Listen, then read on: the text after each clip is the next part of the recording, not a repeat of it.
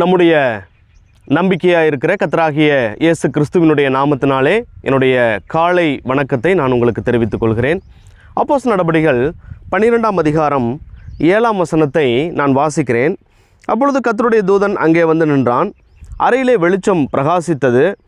அவன் பேதுருவை விழாவிலே தட்டி, சீக்கிரமாய் எழுந்திரு என்று அவனை எழுப்பினான். உடனே சங்கிலிகள் அவன் கைகளிலிருந்து விழுந்தது. இதனுடைய பின்னணியெல்லாம் நமக்கு நன்றாக தெரியும்.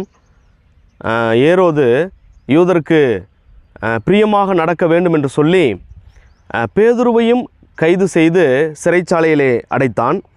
பேதுருவுக்கு மரண தண்டனையானது நியமிக்கப்பட்டதாக இருக்கிறது. ஆனால் அற்புதமாக இங்கே ஒரு தேவதூதன் வந்து பேதுருவை விடுதலையாக்கியதை நாம் பார்க்கிறோம். பேதுரு சிறையிலிருந்து வெளியே போகிறார்.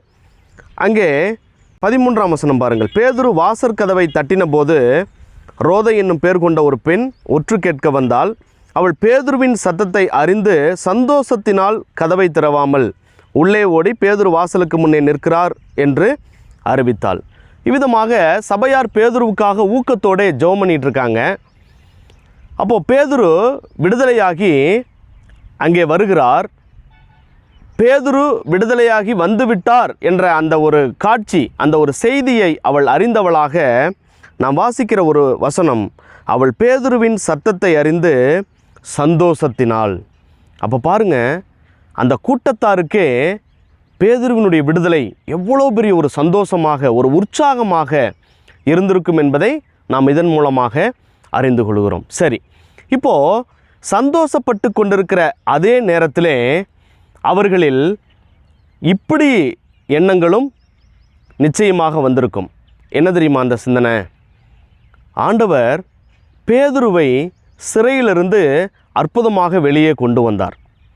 பேதுருவை விடுதலையாக்கின தெய்வம், அல்லது பேதுருவை மரணத்துக்கு விலக்கி காப்பாற்றின இதே நம்முடைய தெய்வம் யாக்கோபை ஏன் காப்பாற்றவில்லை, யாக்கோபை ஏன் விடுதலையாக்கவில்லை என்ற ஒரு கேள்வியினாலே அவர்களுடைய மனமெல்லாம் நிச்சயமாக ஒரு குழப்பத்திற்குள்ளாக மாறியிருக்கும். 12ஆம் அதிகாரம் 1 வசனம் பாருங்கள். அக்காலத்தில் ஏரோது ராஜா சபையிலே சிலரை துன்பப்படுத்த தொடங்கி யோவானுடைய சகோதரனாகிய யாக்கோபை பட்டயத்தினாலே கொலை செய்தான். பேதுரு ஆண்டவர் விடுதலையாக்குறாரு, ஆனால் யாக்கோபையோ மரணத்திற்கு அவர் ஒப்பு கொடுக்கிறார். பட்டயத்தினாலே மரிக்கும்படியாக யாக்கோபை அங்கே ஒப்பு கொடுக்கிறதை நாம் பார்க்கிறோம். இவர்களுக்கு அது எவ்வளவு தூரம் ஒரு கேள்வியாக இருந்திருக்கும். ஏன் பேதுருவை காப்பாற்றினார், யாக்கோபை ஏன் காப்பாற்றவில்லை? நம்முடைய வாழ்க்கையிலும் கூட இந்த மரணம் என்ற ஒரு விஷயத்தை குறித்து சிந்திக்கும் பொழுது, ஏன் எங்களுடைய குடும்பத்திலே இவ்விதமாக தேவன் அனுமதித்தார்? மற்றவர்களை காப்பாற்றினாரே, அவர்களை காப்பாற்றினாரே, இதைவிட அவர்களுக்கு பெரிய வியாதி இருந்ததே, இவர்களை விட எங்களை விட அவர்களுக்கு பெரிய பிரச்சனை இருந்ததே, ஆனால் அவர்களுக்கு ஜீவனை தந்த தெய்வம் ஏன் என்னுடைய அன்பானவரை ஏன் எடுத்துக்கொண்டார் என்ற ஒரு கேள்வி நிச்சயமாக நமக்கும் எழும்பும். ஆனால் இதிலிருந்து ஒரு காரியத்தை நம்ம கற்றுக்கிறோம், அது தேவனுடைய சித்தமாக இருக்கிறது. ஆண்டவர் பேதுருவை காப்பாற்றும்படியாக, பேதுருவை விடுதலையாக்கும்படியாக அவர் சித்தம் கொண்டார். யாக்கோபையோ மரணத்துக்கு ஒப்பு கொடுக்கும்படியாக, மரணத்தின் மூலமாக தன்னுடைய நித்தியமான ராஜ்யத்திலே தன்னோடு கூட சேர்த்து கொள்ளும்படியாக அவர் சித்தம் கொண்டார் என்பதை நாம் முதலாவதாக புரிந்து கொள்ள வேண்டும். நமக்கு அன்பானவர்களுடைய மரணம் அது மாபெரும் ஒரு இழப்பு தான். ஒரு அருமையான ஒரு சகோதரன் தன்னுடைய தகப்பனாரின் மரணத்தை குறித்து அவர் சொல்லும்போது இவ்விதமாக சொன்னார். ஒரு பெரிய ஒரு மலைக்கு எதிரில் ஒருத்தன் குடியிருந்தானா.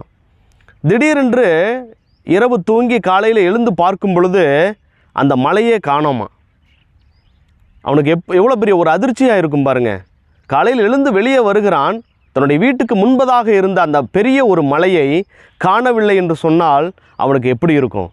அதுபோல தான் என்னுடைய தகப்பனார் இல்லை என்பது ஒரு பெரிய மலையை காணோம் என்று சொல்லி அவன் அதிர்ச்சியானது போல எனக்கும் கூட என்னுடைய தகப்பனாருடைய இழப்பு அவ்வளோ பெரிய ஒரு அதிர்ச்சியாக, அதை ஏற்றுக்கொள்ள முடியாததாக இருக்கிறது என்று சொல்லி ஒரு சகோதரன் சொன்னார். நம்முடைய வாழ்க்கையிலும் கூட ஒருவேளை அவிதமாக இருக்கலாம்.